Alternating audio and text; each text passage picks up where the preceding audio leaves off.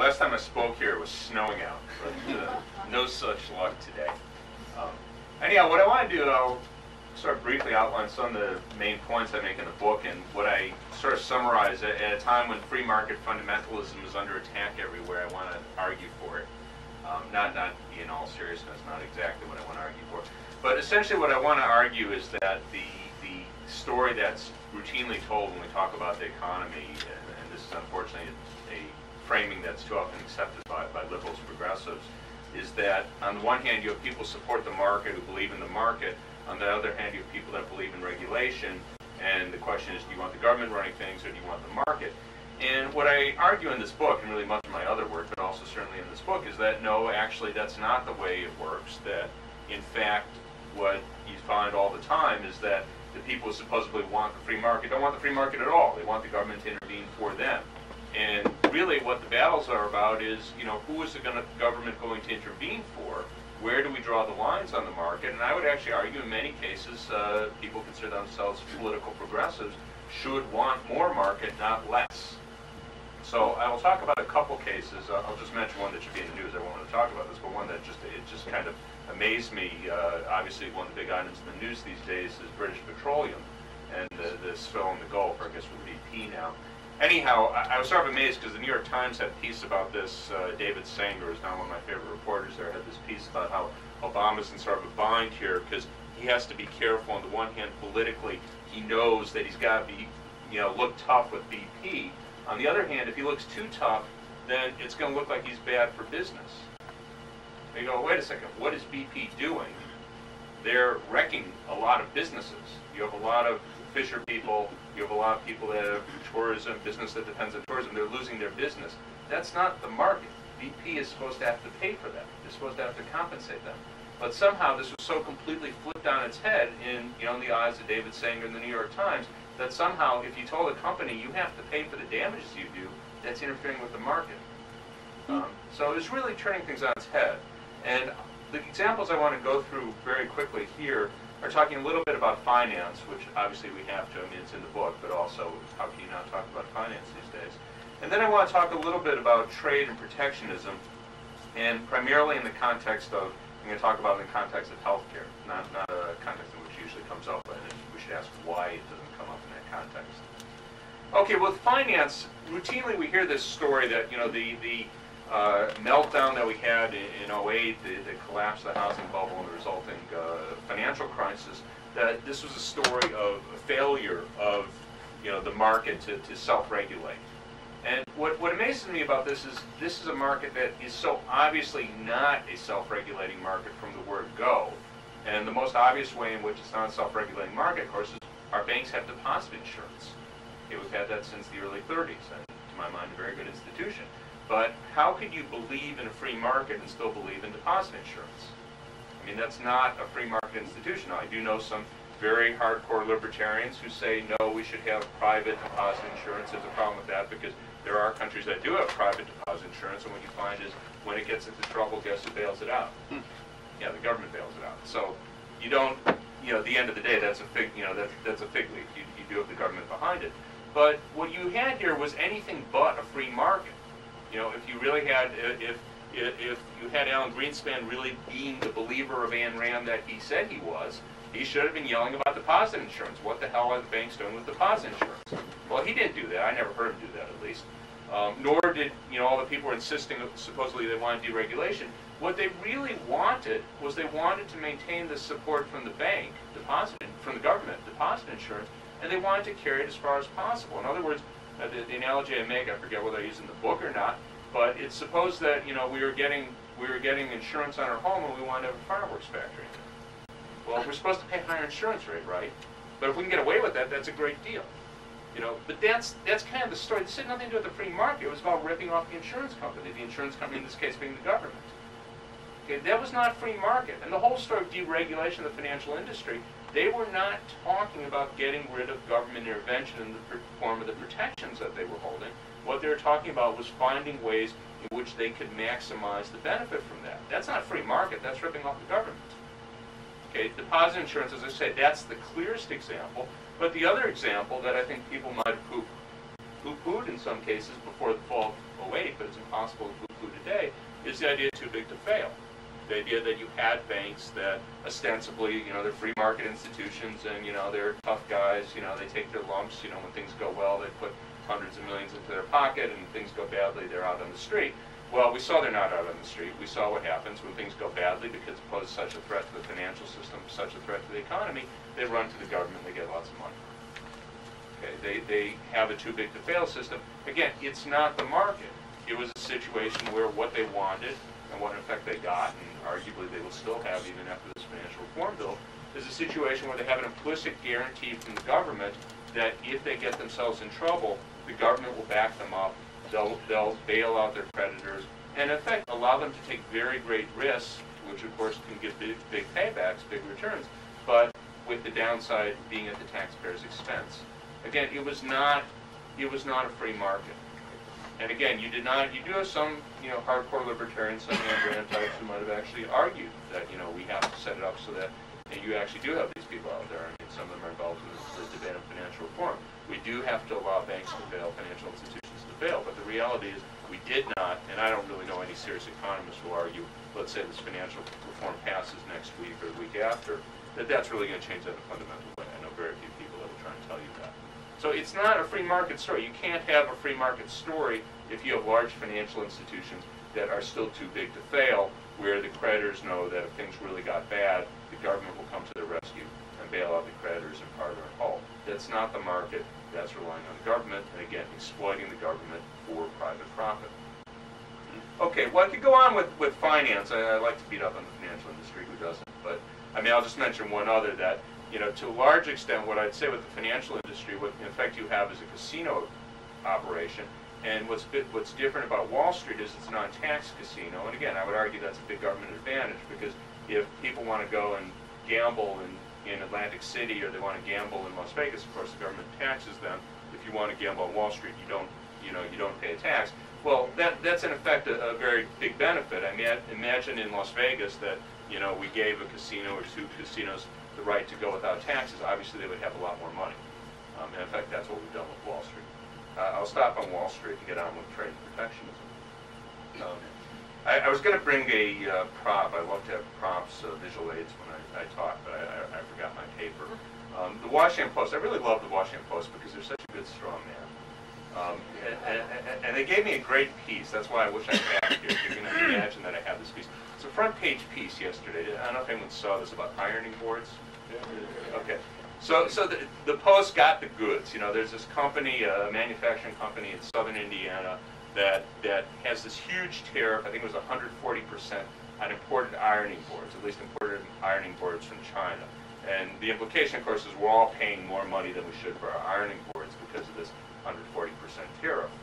And, the implication, I don't know if they actually said this outright, but they didn't have to. The implication was, boy, is this stupid. It's this horrible distortion. We could all be getting our ironing boards more cheaply. I haven't bought an ironing board, though, so I don't know what they cost. But, let's say we can get them, 10, 15, 20% cheaper if we didn't have this horrible tariff, this protectionism that the Washington Post exposed on the front page. It is a big article. Well, anyhow, we know, if you read the Washington Post, you listen to economists, we're supposed to think that trade protectionism is real bad. When we had the stimulus policy back when it was passed back last winter, there was a Buy America provision that for some of the items in the stimulus, they were supposed to buy, they looked to buy the goods in America, in the United States, U.S. manufacturers, unless there was a price differential of more than, I think it was 20%, then you could look elsewhere. But, in effect, it was a sort of tariff quota, whatever you want to call that, for some relatively small number of items in the stimulus. But in any case, there were some items in there, got a lot of attention, not just the Post, but certainly the Post gave it a lot of attention. This is protection, this is really bad. Okay, well, I won't bore you with the economic argument, but I can make the economic argument. Basically, the story is that if you have trade protection, we're having inefficiency. We should all, specialize in areas that we produce things most cheaply, and if we can get goods more cheaply from China or India or Mexico, wherever it might be, we should do that. We should get rid of the tariffs. Well, most tariffs, and the ones I just mentioned, the one on ironing boards was very high, 150%, but more typically, we're talking something like the Buy America provisions, 15, 20%. That's a typical sort of tariff you have in the United States. Well, you can make the same sort of argument about prescription drugs. and this is, I'm not being at all sarcastic here, I'm being very, very serious.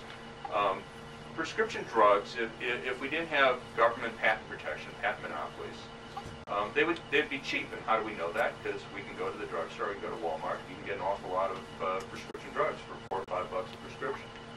They're generics, okay? But there's no difference between the generic drugs there's no chemical difference between, as a group, the generic drugs that you can buy at Walmart for $4 or $5 a prescription, and the branded drugs that can cost $400 or $500, sometimes over $1,000 a prescription. They're not, as a group, distinct. I mean, I understand all the drugs are distinct chemically, but as a group, it's not that the branded drugs are in any way more expensive to manufacture than the ones that are selling for $4, $5 at Walmart. The difference is, of course, that the brand companies have patent monopolies, and they arrest someone. Someone will get arrested if they try to manufacture in competition without their permission.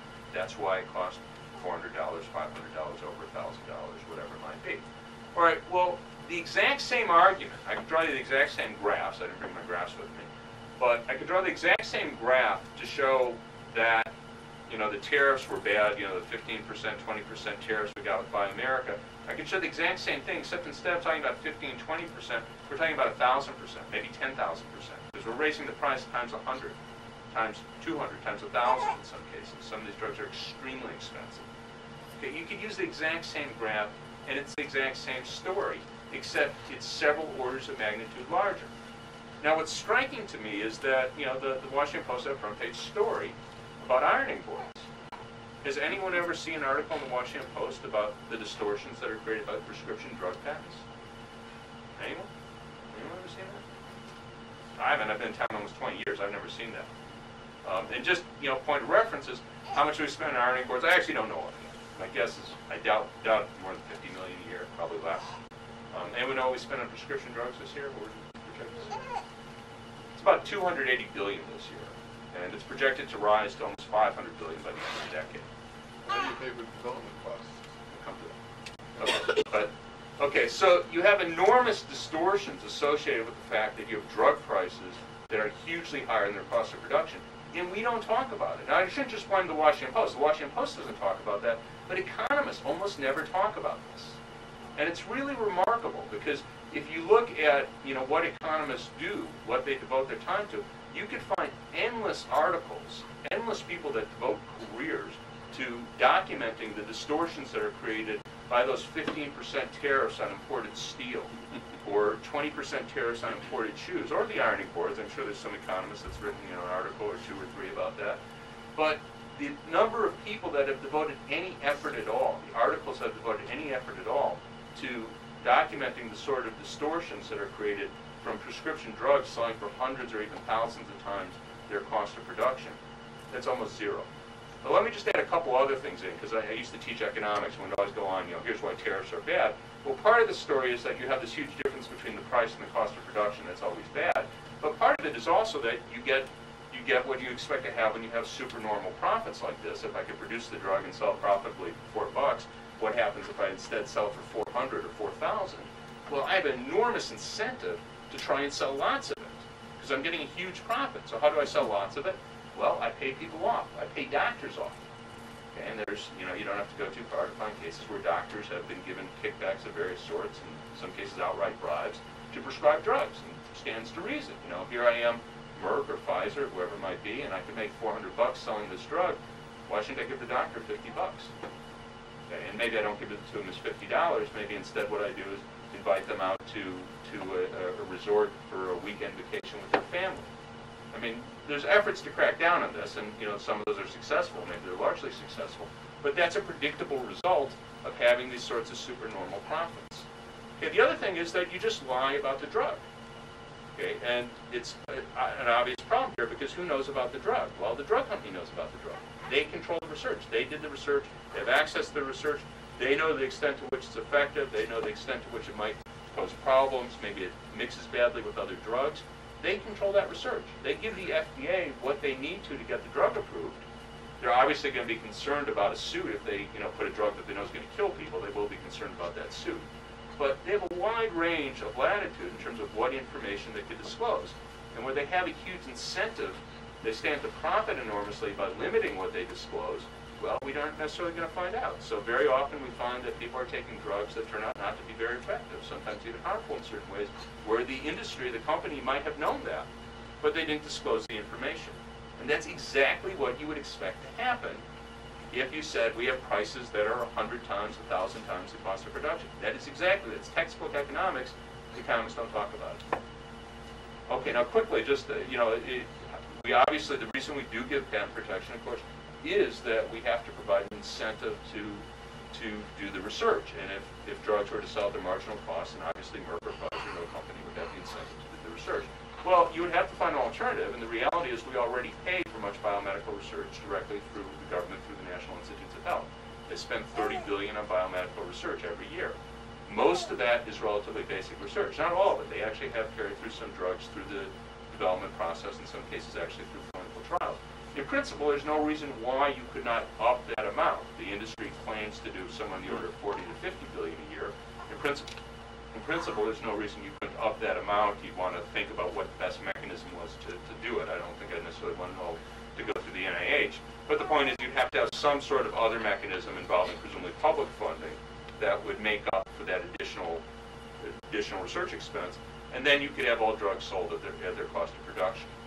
Okay, I won't go into great detail on that. We could talk about that. But that's, sort of the direction you have to go, where you, in effect, pay for the research up front, and then you have the drugs sell at their cost of production. Again, what I find most striking about this is that there's so little attention paid to, this enormous economic distortion. I mean, $300 billion is a lot of money even for the U.S. economy. And again, the fact that you often get people getting drugs that are probably not the best drugs for them, because they don't know. The industry controls the research. They know what's good, what's bad. Most of us, or our doctors, they're not in a position to know because they simply don't have access to the research. Okay, the other thing I want to talk about in terms of trade and protectionism and healthcare is the whole very basic point that people should know, and I'm sort of struck how often they don't know that, that we pay more than twice as much per person for our healthcare as the average for other wealthy countries.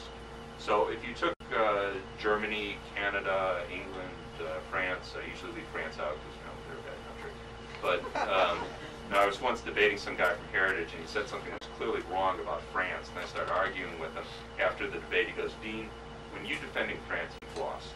He's right, so I don't have preference. But anyhow, but if you take the average for the other countries we think, per person cost for the other countries that we think are comparable to us, there are other wealthy countries, their average cost is less than half the United States, some as low as a third of the United States. And again, this is something that you would think would occur to economists that, well, we could have gains from trade, where you have really large differences in costs like that.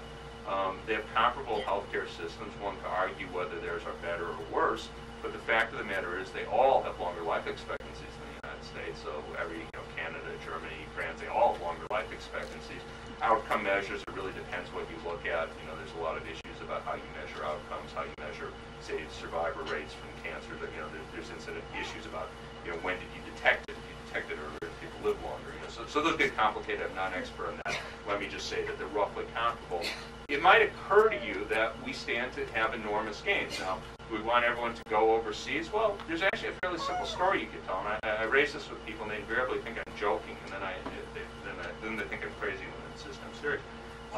Much of our healthcare expenditure, much of our government healthcare expenditure is paid for retirees through Medicare and Medicaid for lower-income retirees. It's a very large chunk of our healthcare. Now, since these people are not working for the most part, they don't absolutely have to stay in the United States.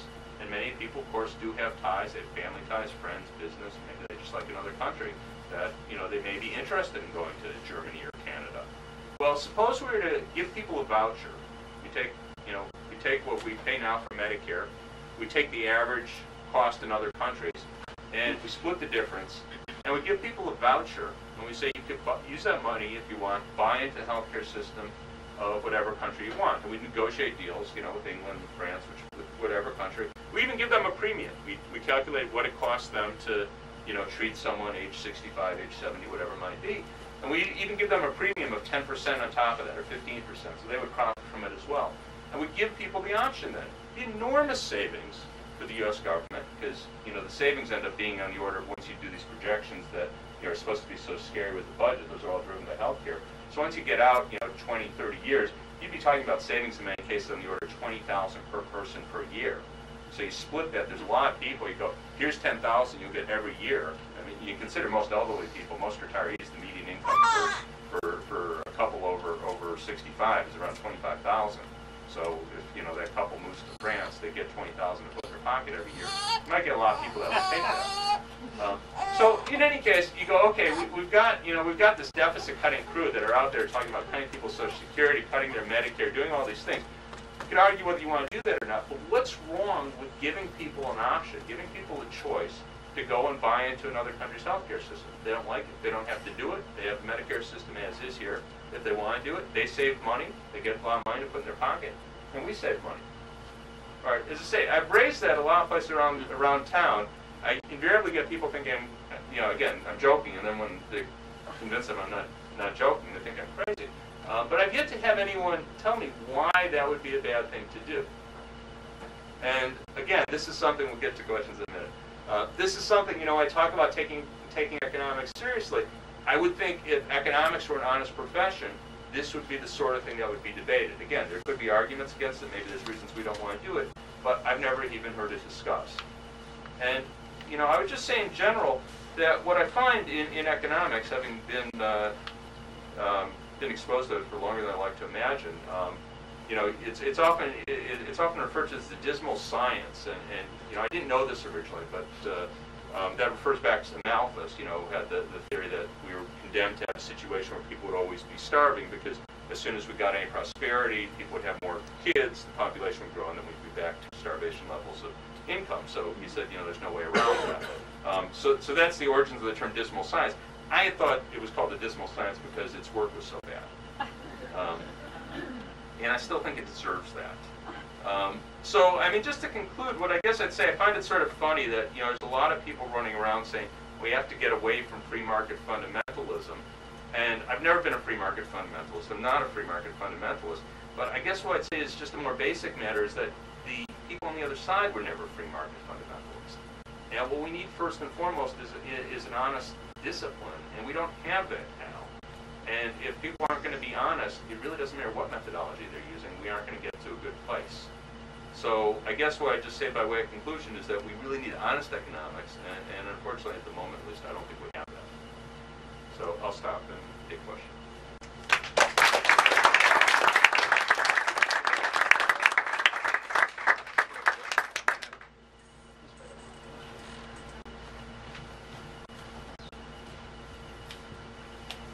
I can tell you one thing. I was 68 years old and had a granddaughter in Germany and filled out the papers. My son-in-law said, well, don't tell them about all your income. I just want to tax it. So I said I had $3,600 a month income and portable, I had Blue Cross Blue Shield that I probably kind of fudged, but anyway, well, not necessarily. And they thought it was such a ridiculous proposition that the local office wouldn't even send the papers to the district office. They don't want immigrants, old lady immigrants, in Germany for sure, and probably England as well. I do think it would be interesting to have Medicare portable, so one could take it out of the country. I don't think that is the case now. No, well, that's right. It's definitely not the case that you could take out of the country. And, in terms of what countries want, they don't want people who aren't paying their way.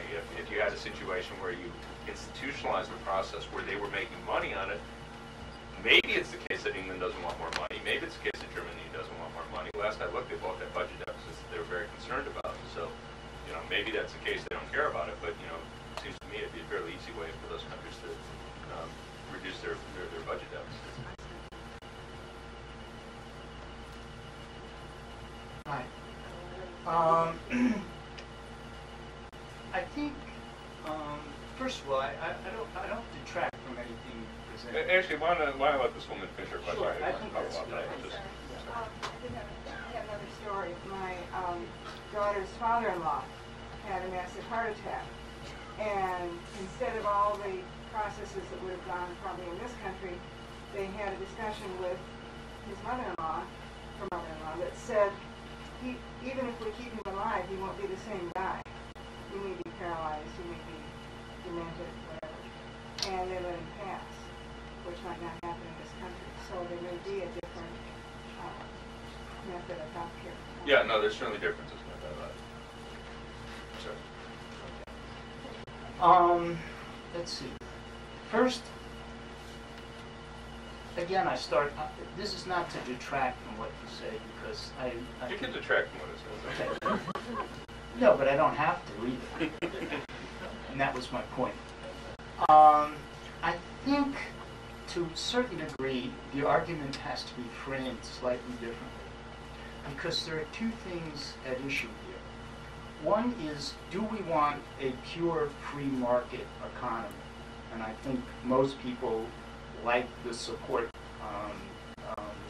network that is there and don't want a pure, Then the other part of it has to be, is the system so rigged that whatever type of economy we have, we are not really operating for the public interest? So there are actually two separate issues that have to be broken out separately. To go back to the drugs, I think that was a good example.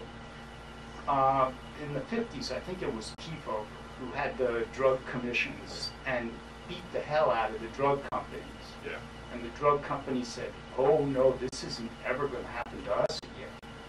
And they learned very quickly that they got to lobby and they've got to use their money for elections and all that other stuff to prevent that kind of thing happening again. So my point is besides those breaking out two issues separately, is the United States was one of the first sort of wealthy countries that had private enterprise and things like that. So what happened, in my opinion, is that around this wealth developed this special interest, protectionist type of mentality, so that along with the growth of the wealth of our economy, developed this super protectionist, industrial protectionist network that started with lobbying and supporting the elections and things like that. Because the elections, we don't have a free market in the electoral system either. I mean, that's all rigged too. So I'll leave it at that. Yeah, well, I think your point's well taken. I mean, I guess what I'd say in terms of the choice of the market versus, whether we want a pure free market, I'd say literally that's impossible. I mean, it's really, government sets the rules. The idea of having the economy without the government, it doesn't make any sense at a very basic level. I mean, how does one get property? Well, the government sets the rules on that. What are the limits of the property? The government sets the rules on that. So I think it's really a myth, this idea that you ever could have that. So I think it's really important to recognize that. But then also as a political matter, I would argue that, we often, we in that sense, of people think of themselves as political liberals, progressives, they often, are unable to really see issues clearly, and they certainly frame them in ways that are disadvantageous politically, because they accept this framing that somehow we have the market out there, and then there are those who don't like market outcomes, so we want the government to step in and somehow change that. Because one, that is not true. Secondly, it is bad in terms of how you think about the processes, how you think about the most efficient way to do things, because very often, I've learned to appreciate, I've argued with enough conservatives, there's a lot to be said very often for what the market does. You want things left to the market. You shouldn't look to have the government do things where the market, in many cases, will do it more efficiently. But the third thing is, just as a political matter, it sounds very, very bad that here we have, this market outcome that's sort of natural. That's what you're implying, even though it's not true. And we're going to have the government step in and change that. I'll just give you one example where this came up. It just amazed me how, so completely wrong. A few years ago, I think it was 2005, we had bankruptcy reform. And what that was about was, ostensibly this was portrayed as having people own up to their liabilities, that, they made it more difficult for people to declare bankruptcy so that you'd still, in many cases, owe your debts to your creditors. And that was often portrayed, well, we're going to have people take responsibility. But wait a second, what's going on here? Bankruptcy, we're talking about having the government, in effect, act as a bill collector. We'd signed a contract. I took out a credit card under one set of bankruptcy rules. I owe, $20,000 or whatever it might be. Those were the rules. Presumably Chase Manhattan understood that when they issued the credit card to me, or J.P. Morgan Chase understood that. We're then having the government go in and change the rules to the advantage of the creditor. But I never heard anyone say that. This is a taking. This is, here I am a debtor. I thought I could discharge my debts under the bankruptcy laws. They changed the rules on me, retroactively. that was somehow portrayed as a question of, do we feel sympathetic for the creditor, to the debtor, I'm sorry. Do we feel sympathetic to the debtor, or do we want the free market? The free market would have you change the rules retroactively. But that happens all the time. We end up with situations where progressives basically allow the conservatives to frame the debate in a way that's just simply wrong. It's simply not accurate. It doesn't lead to good policy outcomes, and I'd argue leads to horrible politics. And the political side? In other words, how are we going to clean this thing up? This is so messed up now. How are we going to clean this up? Well, it's not going to be easy. But I think first step has to be to talk about it accurately. Okay, well, back to the deposit insurance. I think of all the things the government does poorly, writing insurance policies may be one of the worst. So the reason is that they're not risk-based premiums, they're politically based premiums. So wouldn't it make sense for the FDIC to either charge risk-based premiums or restrict what can be done with guaranteed funds like Glass-Steagall used to do? Yeah. No, I'd agree with you absolutely. I think, what was interesting with Glass-Steagall, when they repealed Glass-Steagall, people I assume are familiar with this. This was a separation between commercial banking and investment banking insurance. So it said, we have commercial banking, government guaranteed deposits, very limited number of things you can do with that. You can do conventional loans, mortgages, you can't go speculate on Wall Street or whatever. So a very limited number of things you can do with it. And the idea was that because these are insured deposits, we don't want you taking big risks with it. On the other hand, you can be an investment bank, you can be a hedge fund, you do whatever you want, but that's not the government's problem. And when they repealed Glass-Steagall back in 1999, excuse me? 99. The argument, even among those who supported the repeal, was that we're still going to maintain an operational separation. So that the idea was you could have, a J.P. Morgan that has its commercial bank, and then they also have an investment bank, but they'll keep it a complete separation, or Citigroup was the medium one at that time because they bought up an insurance company. So the idea was you'd maintain that separation. Now, in the wake of the crisis in 2008, you had the last two remaining independent investment banks, Goldman Sachs and Morgan Stanley, become bank holding companies. So that means they're under the protection of the FDIC and the Fed. And I would ask anyone where the separation is with J.P. Morgan and Goldman Sachs. I don't even know how you could begin to tell that story. So in other words, whatever separation, or at least appearance of a separation, may have been there prior to the crisis, it clearly doesn't exist at present. So, how you could justify that, I don't see an argument. And, I think you need something Glass-Steagall or Glass-Steagall-like. We'll see what we'll get. So it seems as though we'll get some movement towards separation with this Volcker rule that will restrict trading by commercial banks. But I question how far that will go and how well they'll be enforced. But you're absolutely right. A quick question and a quick statement, then question. So it looks like free enterprise is really protection of buy-in for the big guy. And the question is, so why do you think that the media or the Post or the Times or whoever doesn't talk about the multiples that the pharmaceuticals have? That's a really good question. I think some of it is that they don't see anything wrong with this system. They simply don't think about it. It's kind of funny to me because when I raise this with people, including economists, not that I think economists are particularly bright people or anything, but this is their profession. I don't know how many times I've raised this with economists, like, these drugs cost $4, and they go, oh no, but they had the research and development costs. And I go, yeah, I understand that, but they spent that already. It doesn't occur to them, and it's almost like I'm speaking a different language. These are economists who do this for a living. So, I think to a large extent, if we had our friends at the Washington Post, maybe there's someone here connected with them, but we had someone here say, why don't you do that? It would just originally at least look to them really strange that, what are you talking about? They have to charge that money, otherwise, they wouldn't make a profit. And then, it really takes a few steps. Again, I'd say even with economists who do this for a living to understand these are separate processes. We have to pay for the research and development. I understand that. That's absolutely right. So we have to think of what's the most efficient way to pay for research and development. And what you want to do, as an economist, at least what I want to do is get the options on the table. And one option obviously is, the current system. But get the other options on the table, look at their pluses and minuses, and decide what you think is the best. But you have to talk about that. And they don't want to talk about that. And part of the story, as I say, if you don't even have the people who do this for a living talking about it, it's not all that surprising to me that the Washington Post doesn't talk about it. I did get the New York Times to talk about it once. They did do a piece on this about 6 or 7 years ago. So at least claim one success that way. You did mention, you sort of were aiming at, we already do research in the government. It sounded like you were aiming at, hey, the pharmaceutical companies would probably be better if they were government and not private. Well, I'm perfectly happy with them being private.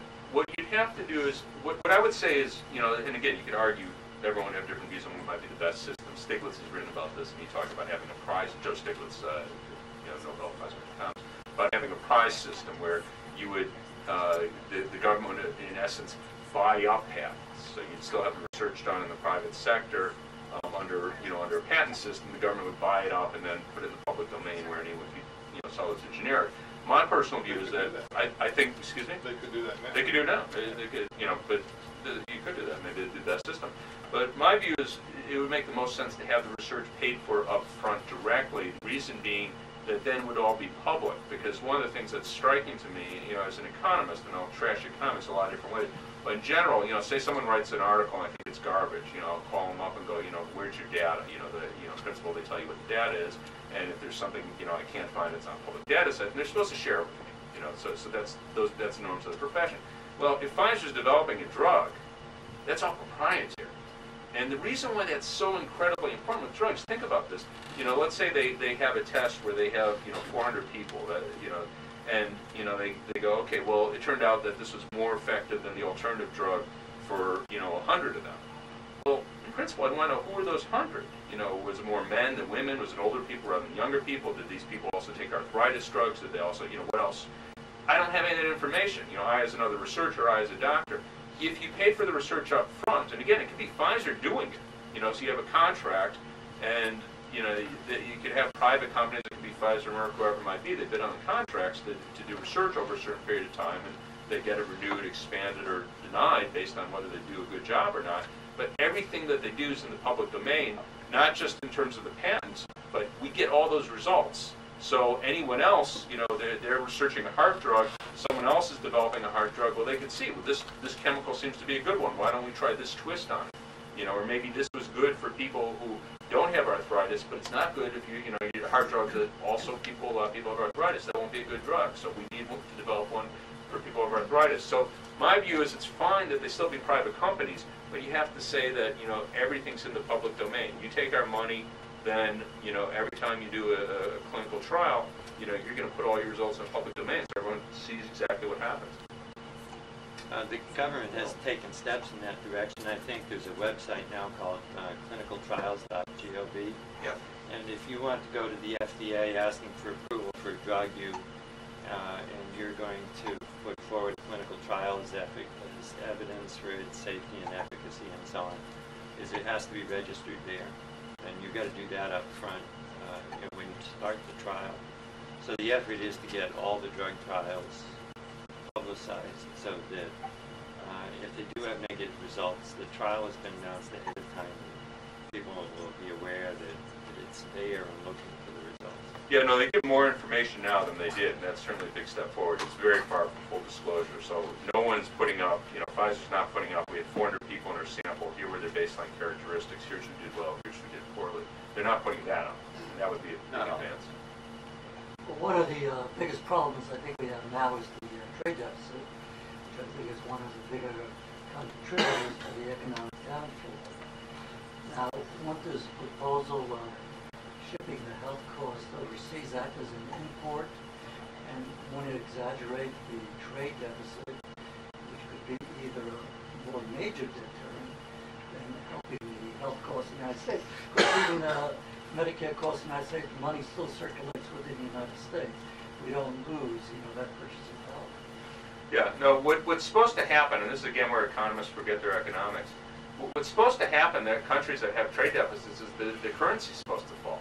The value of the dollar is supposed to fall. I get a big kick out of this because you have, I'm sure most of you have heard of Pete Peterson, and he has this foundation of running around yelling about the deficit and how we're going to have this huge debt burden and everything. And they say, oh my God, if this keeps going, then what might happen is the dollar's going to fall. The dollar is supposed to fall. we have a big trade deficit. The dollar is supposed to fall. That's what we want to have happen. And in fact, if they learn their economics, they know, at least in principle, one story that could be told as to why the dollar is high is because we have a budget deficit, pushes up interest rates, causes people to buy more U.S. bonds, U.S. financial assets, causes the dollar to rise. So their story, get the deficit down, should be the dollar falls. We want the dollar to fall. So in principle, that's supposed to be an equilibrating mechanism, that when we have a trade deficit, we're supposed to see the dollar fall. What would happen in that story if we had people going to Canada or Germany, wherever it might be, to get their health care, that the dollar would fall. That would make our exports more competitive. They're cheaper in other countries. Imports of all things, including, the voucher system, would be less attractive to us because we wouldn't get as much money going to Germany or wherever. So people would buy fewer imports, including presumably fewer people going abroad to get their health care. So in principle, that's what's supposed to happen. There's a number of reasons why the dollar hasn't followed the pattern it's supposed to, hasn't fallen. I think part of that was conscious policy, very, very bad policy. This goes back to the Clinton era, we had a conscious policy, certainly after Robert Rubin became Treasury Secretary, of having a high dollar, and he's quite explicit about that. We have a high dollar policy, and I would argue that basically he put muscle behind that in the East Asian financial crisis. I don't want to get too far off on that, but in any case, that's in principle what should happen. The dollar would fall, and we get back to a trade balance. Yeah, the dollar should fall, but there's two reasons why the dollar should fall. First is the purchase, the recirculation of the money from China back into the country, the purchase of bonds, as well as the U.S. being the reserve currency of the world. There's nothing else to replace it, so the demand for dollars are high. If the euro would have succeeded, then the dollar probably would have fallen, but the euro was in bigger trouble. So I think there's just artificial reasons why the dollar is up there. Well, you're talking about at the moment, but if you go further back, this dates back to the late 90s, and our trade deficit began rising in 97, and it peaked in 06, so that all predated the financial crisis. So, but yeah, those are certainly reasons, and again, but this is, there are factors that have raised the value of the dollar. We could, if we chose, offset those factors. We've chosen not to today. Would you recommend doing that? I certainly would, yeah. It's one of these things, this again, just a simple accounting identity, that if we have a large trade deficit, which is driven by the value of the dollar, really, then we either have to have very low private savings, which we had at the peak of the housing bubble, because people were spending like crazy basically in the housing bubble, and or large government budget deficits. It's really just an accounting identity. And so if you have an overvalued dollar, you get a large trade deficit, then we either are going to have the situation where people are not saving anything, private individuals aren't saving anything, and or we have a very large budget deficit. That's just pure accounting. There's no way around that. So yeah, I would certainly think it was a good idea, a very good idea to get the dollar down. At the end of the day, we should have, we don't have to have a trade balance, but we certainly shouldn't have deficits like we have. I should also point out, again, taking economics seriously, when I was in grad school, which is an ancient history, we used to say that wealthy countries like the United States should have trade surpluses. The idea was we should be lending capital to poorer countries to finance their development. Instead, we have this absurd story where poorest countries in the world, in many cases, are lending money to the United States because they feel they have to build up reserves, which, given the context of the world financial system, that might well be true, but that really speaks to incredible mismanagement and dysfunctional financial system. Let's take two more. We'll take one more from each mic. Dean, could you just talk really briefly about the current financial reform legislation, what's good about it, what's bad about it, what it should look like if it's going to really work? Okay, well, I'll say what I can consider pretty much unambiguously good is the Consumer Financial Products Protection Agency. Now, as I understand it, they're about to strip out the auto industry, that they'll be exempt from coverage in there, but I think that would go a long way, and this actually gets back to sort of an interesting story about whether you think you need the market or regulation. You could simply rewrite the laws, or you could say go back to the way the laws were before the court started interpreting this differently, where you say that if you have a contract that is not sort of user-friendly, it's not enforceable, and that way you wouldn't need a Consumer Financial Products Protection Agency. No one's going to give you a mortgage that's really complex and you can't understand, because basically what it meant was you gave the house away.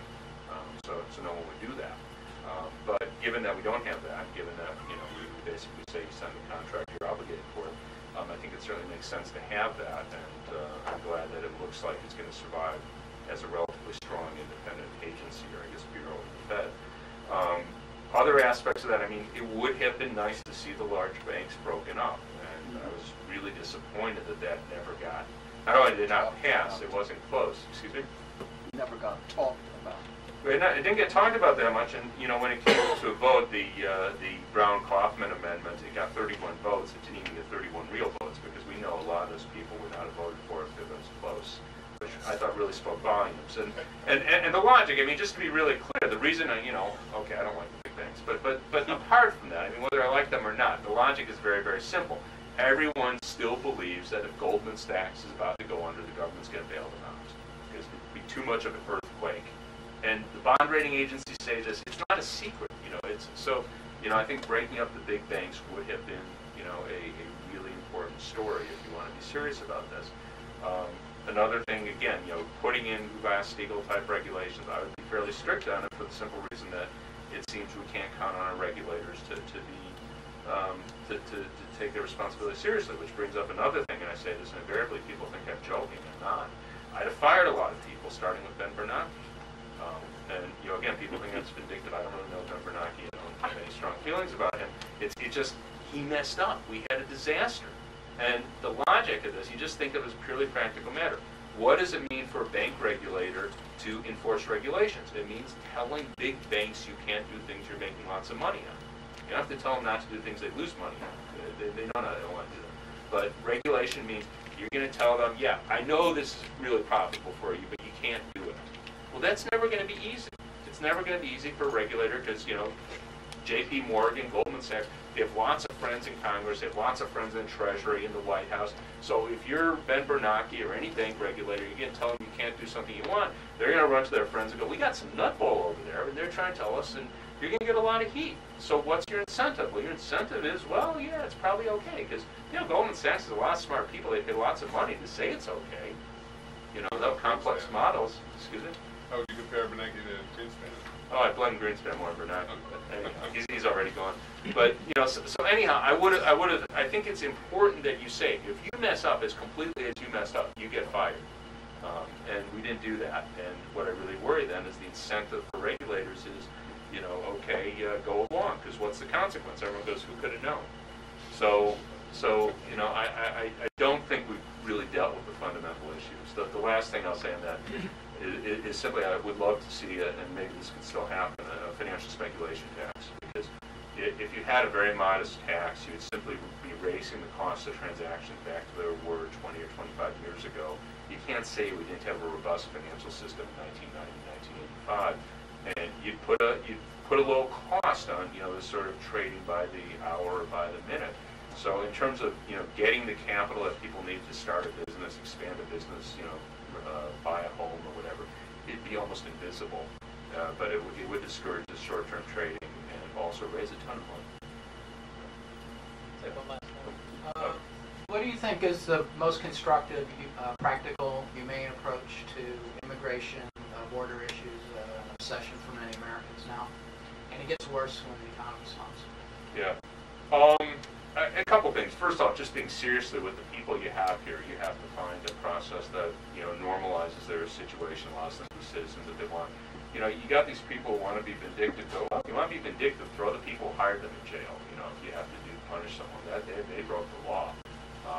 You know, you know, we've had a practice. I mean, we make lots of complaints about government being stupid and everything, but the idea somehow we didn't know that we had millions of people who were undocumented workers working here. No, we knew it was conscious policy. We let them come in and work and take jobs at lower wages than many people here are willing to do, and you know, that's why they're here. So the idea we're going to then turn around and punish them for what was our policy, that's absolutely crazy. So you have to have some policy that allows people to stay here, come above ground, get access to services, become, you know, again, don't have to be citizens, whatever, normalize their situation. As an ongoing matter, I mean, you do have to have some process limiting the number of people coming here. And, you know, as it stands now, it's limited because it's really awful. You're in a situation where, you know, if you have your family here, you know, you could run a stop sign and suddenly you're deported. You know, you never see your family. You won't see your family for who knows how long. That's what limits it, because, you know, most people in the developing world, if they have a decent option in whatever country they're in, they will take that rather than coming here and taking those those sorts of risks. Now, if we remove those sorts of risks, you get a lot more people coming, and unless you want to have 1 billion people in the United States, which frankly I don't, you have to have some restriction on immigration. So what I would do is have restriction on future immigration where you would take seriously employer sanctions. And also, what I would say is, there's this story people say about, immigrants taking jobs Americans don't want, native-born Americans don't want. Well, a lot of jobs they talk about used to be pretty good paying jobs. I think of meatpacking, not that anyone ever want to work in a meatpacking factory, but if you go back 30 years ago, it's a heavily unionized sector. Those are relatively good paying jobs. People wanted those jobs. It was only after you broke the unions, lowered the wages, that you have jobs that, they pay a little bit above the minimum wage, maybe not even always that, in awful conditions. You're not going to find a lot of U.S. citizens who have any options who want to take those jobs. But I think there are certainly cases where they have lowered wages. And, I would say where I would like to see more competition is at the high end. You have a lot of people in this country who think, well, it just so happens that I have a high-paying job because I'm so smart and skilled. Well, one reason why, say doctors, lawyers, professions have high pay is because it's very difficult for foreign professionals to come into the United States. The foreign professionals here, but there'd be a hell of a lot more if we had made a point of making it easy for foreign professionals to come to the United States. So I would actually like to see more at the high end to drive down wages of those at the top. And I recognize that could be a drain on poorer countries. It's easy to compensate. It's easy to say, pay, if we had doctors coming in from India, it's easy to pay India, in effect, tax the earnings. There's such a difference between the earnings of a doctor in India and the earnings of a doctor in the United States. It'd be very easy to say that you'll pay a tax on your earnings here for 10 years or whatever it might be. That will go back to the Indian government so they can educate 2 or 3 doctors for everyone that comes here. That way you can ensure that India and their healthcare system benefit from that situation as well. So that would be sort of my short story on that.